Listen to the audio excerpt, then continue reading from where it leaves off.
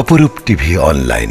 বাংলাদেশ জাতীয়বাদী দল বিএনপির চেয়ারপারসন সাবেক প্রধানমন্ত্রী বেগম খালেদা জিয়ার ৮০তম জন্মবার্ষিকী উপলক্ষে দেশ রক্ষা তারেক মঞ্চ চট্টগ্রামের উদ্যোগে স্কুলের শিক্ষার্থীদের মাঝে গাছের চারা বিতরণ ও বৃক্ষরোপণ কর্মসূচি পালন করা হয়েছে। আজ ১৪ আগস্ট বৃহস্পতিবার চট্টগ্রাম নগরীর ১২ নং সরাইপাড়া ওয়ার্ডের সিটি কর্পোরেশন স্কুল ও কলেজ প্রাঙ্গণে উক্ত অনুষ্ঠানটি অনুষ্ঠিত হয়। অনুষ্ঠানটি পরিচালনা করেন অত্র স্কুলের প্রধান শিক্ষক মোহাম্মদ আফসার, চট্টগ্রাম মহানগর যুবদল সাবেক সহসভাপতি নূর আহমেদ গুড্ডুর সভাপতিত্বে সঞ্চালনায় ছিলেন পাহাড়তলী থানা ছাত্রদল আহ্বায়ক ওয়ালিদ আবির। এ সময় যুবদল নেতা মোশাররফ হোসেন দীপ্তি বলেন, আপোষের নেত্রী তিনবারের প্রধানমন্ত্রী দেশমাতা বেগম খালেদা জিয়ার জন্মদিন উপলক্ষে আমরা ব্যতিক্রমধর্মী আয়োজন করেছি। এবছর কোনো কেক কাটা হবে না জন্মদিনে, তাই আমরা উদ্যোগে নিয়েছি ক্ষুদে শিক্ষার্থীদের মাঝে গাছের চারা বিতরণ করব এবং নিজে গাছ লাগাব, অন্যজনকে গাছ লাগাতে উৎসাহিত করব। উক্ত অনুষ্ঠানে অতিথি হিসেবে উপস্থিত ছিলেন চট্টগ্রাম মহানগর যুবদলের সাবেক মোশাররফ হোসেন দীপ্তি, সহসভাপতি ফজলুল হক সুমন, সহত্রাণ ও পুনর্বাসন সাহায্য ও পুনর্বাসন বিষয়ক সম্পাদক হোসেন জামান, ১২ নম্বর সুরাইপাড়া ওয়ার্ড বিএনপি সদস্য সচিব ফখরুল হাসান রাজু, সিনিয়র যুগ্ম আহ্বায়ক মুজিবুল হক মজু, মোহাম্মদ শাহজাহান, হারুন বেগ, পাহাড়তলী থানা যুবদলের সদস্য সচিব মোহাম্মদ শওকত খান রাজু, ওমর ফারুক, এরশাদ রহমান, সাইফুল আলম, মুজাহিদ সওদাগর, শাহেদ তুষার, সাজ্জাদ হোসেন, আবু সালেক, ইসমাইল, ওয়াসিম, শ্রমিকদল নেতা সোহাগ, আশেকুল ইসলাম, আবু সালেক ইকবাল, নিপু সহ আরও অনেকে।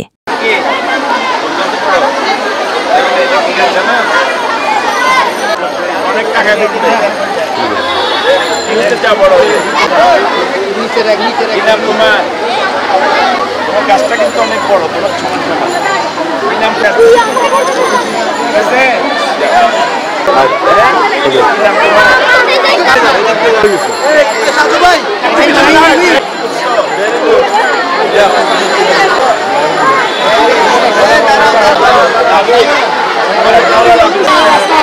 ধন্যবাদ। বাকিগুলো আমাদের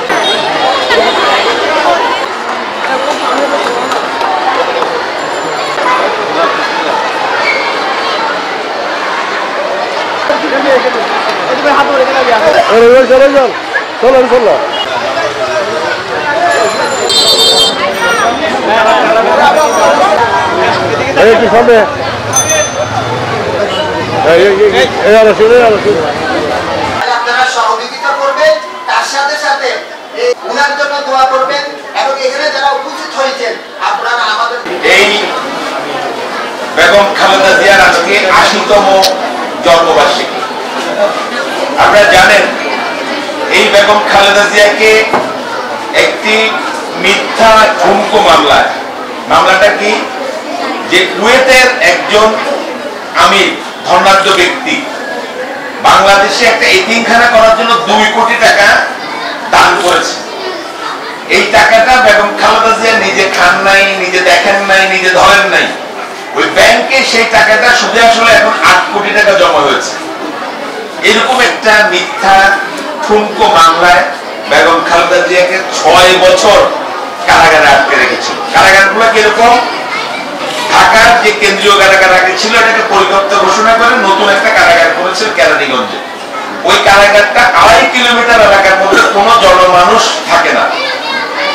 একটা পরিত্যক্ত ঘরের মধ্যে এই ৩বারের প্রধানমন্ত্রী বাংলাদেশের স্বাধীনতার ঘোষকের স্ত্রীকে একটা আমাদের দেশে আগে যেরকম শুনতাম বনবাসে দেয় মানুষকে, এই ৮০ বছরের একটা বয়োবৃদ্ধ মহিলাকে বনবাসে দিয়ে ২ বছর শুধু ওই বনবাসের মধ্যে রেখে দিয়েছে।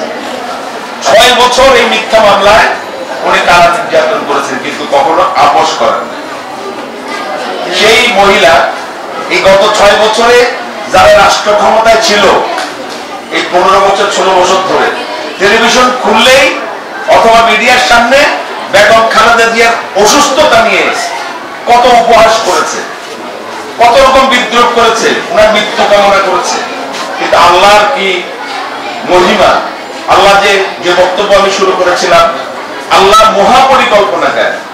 আজকে যারা বেগম খালেদা জিয়াকে এই বৃদ্ধ বয়সে বাংলাদেশের 3 বারের একজন প্রধানমন্ত্রী, একজন নারী, একজন সিনিয়র সিটিজেন বেগম খালেদা জিয়াকে আল্লাহ এখনো পর্যন্ত হায়াত দান করেছেন, নেক হায়াত দান করেছেন ইনশাআল্লাহ। সেজন্য বলি আল্লাহ হচ্ছে মহাপরিকল্পনাকারী। আজকে আপনাদের সামনে এই মহিষী নারীর জন্মবার্ষিকী আমরা পালন করছি একটু ব্যতিক্রম ভাবে।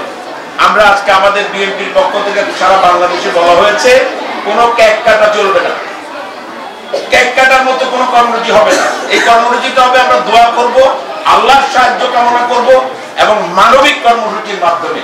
সেই লক্ষ্যে আমরা আপনাদের এই স্কুলে আজকে বৃক্ষরোপণ এবং বৃক্ষ চারা বিতরণ কর্মসূচির আয়োজন করেছি।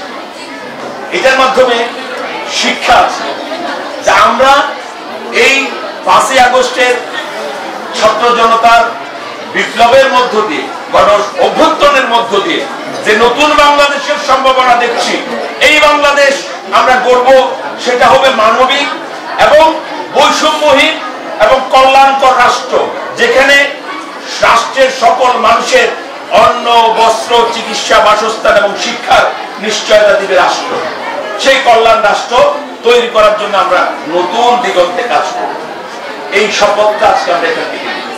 এখন আমাদেরকে বুঝতে হবে, এই যে গাছ লাগানোর আমাদের প্রধান শিক্ষক সাহেব বলেছেন, গুজ্জু সহ যারা বক্তব্য দিয়েছেন আপনাদের সামনে উপস্থাপন করেছেন, আমাদেরকে সবার আগে এই শিক্ষা শিক্ষিত হওয়ার আগে সবচেয়ে বড় প্রধান উদ্দেশ্য হওয়া উচিত ভালো মানুষ হওয়া। সেই মানুষ হওয়ার জন্য আজকে আমাদের বড় বেশি প্রয়োজন। কারণ আজকে মানুষের জীবনের উদ্দেশ্য থাকে হলো বাড়ি গাড়ি, টাকা, এটার পিছনে মানুষ এই মোহেই ছোটে, মানুষ হওয়ার চিন্তা আমরা করি না।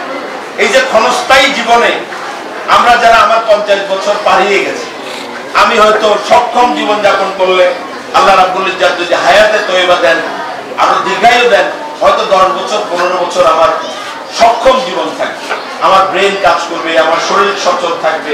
নাহলে আর 15 বছর পরে আমার বয়স প্রায় 65-70 এর কাছাকাছি চলে। এই যে জীবন, এই ক্ষুদ্র জীবনে আপনারা যেরকম আজকে সামনে বসে আছেন, আমিও এখানে খুব কাছে পাহাড়তলী রেলওয়ে স্কুলের ছাত্র ছিলাম, নার্সারি থেকে মেট্রিক আমি স্কুল থেকে পাস করেছি।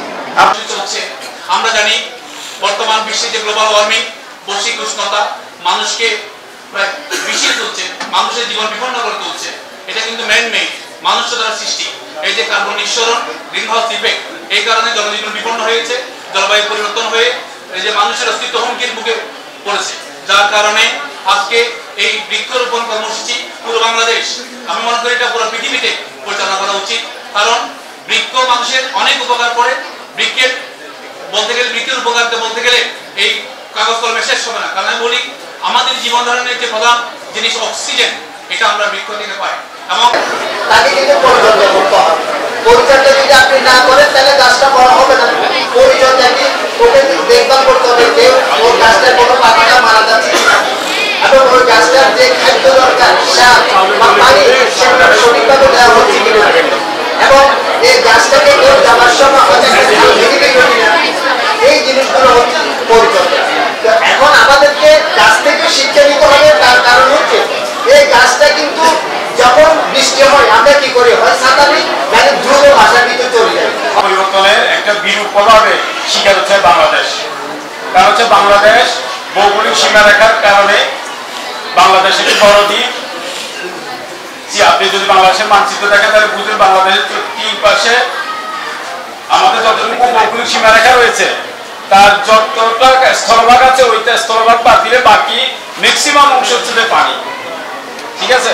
এবং এই জলবায়ু বিপর্যয়ের কারণে আমাদের দেশে আপনারা হয়তো যারা চট্টগ্রামে বসবাস করেন তারা ভালো মানুষ হওয়ার যে চেষ্টা, আদর্শ মানুষ হওয়ার যে চেষ্টা, দেশকে ভালোবাসার যে চেষ্টা এবং ধর্মীয় মূল্যবোধকে ধারণ করে নিজের জীবন চালানোর যে চেষ্টা, সেই চেষ্টাকে আপনারা এগিয়ে নিয়ে যাবেন। আমাদের সকলের প্রিয়, আসলে ওনার সামনে দিতেছে, আমি ওনার সাথে দীর্ঘদিন একসাথে রাজপথে ছিলাম। ওনার হাত ধরে আমরা রাজনীতি শিখছি। আমাদের সকলের প্রিয় মহানগর যুব দলের সাবেক সভাপতি এবং ছাত্র দলের সাবেক সভাপতি ছিলেন দীর্ঘদিন, আমাদের সকলের প্রিয় মোশাররফ দীপ্তি ভাই। এখানে আমাদের মাঝে আরো উপস্থিত আছেন আমাদের যুবদল, ছাত্রদল। একাডেমিক শিক্ষার পাশাপাশি আপনাদের পারিবারিক শিক্ষাটাও গ্রহণ করবেন, কারণ একটা মানুষের কাছে যদি পারিবারিক শিক্ষাটা যদি ভালোভাবে না হয়, সে যতই একাডেমিক শিক্ষা গ্রহণ করুক, সে দেশ, সমাজ এবং পরিবারের কোনো কল্যাণ বয়ে আনতে পারে না। তাই আপনাদের কাছে অনুরোধ, শুভ জন্মদিন উপলক্ষে সাবেক প্রধানমন্ত্রী, ওনার জন্য আপনারা দোয়া করবেন। আজকে আমাদের এখানে উপস্থিত আছেন চেয়ারপারসন, সাবেক তিনবারের সকল প্রধানমন্ত্রী, দেশনেত্রী বেগম খালেদা জিয়ার ৮০তম জন্মদিন উপলক্ষে আজকে আমি এমন একটা জায়গায় দাঁড়িয়ে কথা বলছি, যে জায়গা থেকে হচ্ছে আমার এসএসসি পাস করা। আমি এই স্কুলেরই একটা স্টুডেন্ট। তো এই স্কুলে আয়োজিত আজকের চারা বিতরণ অনুষ্ঠানে সম্মানিত প্রধান অতিথি চট্টগ্রাম মহানগর ছাত্র দলের সাবেক সকল সভাপতি, চট্টগ্রাম মহানগর যুব দলের সাবেক সকল সভাপতি এবং আমাদের আস্থাভাজন, শ্রদ্ধাভাজন জনাব মোশাররফ দীপ্তি ভাই।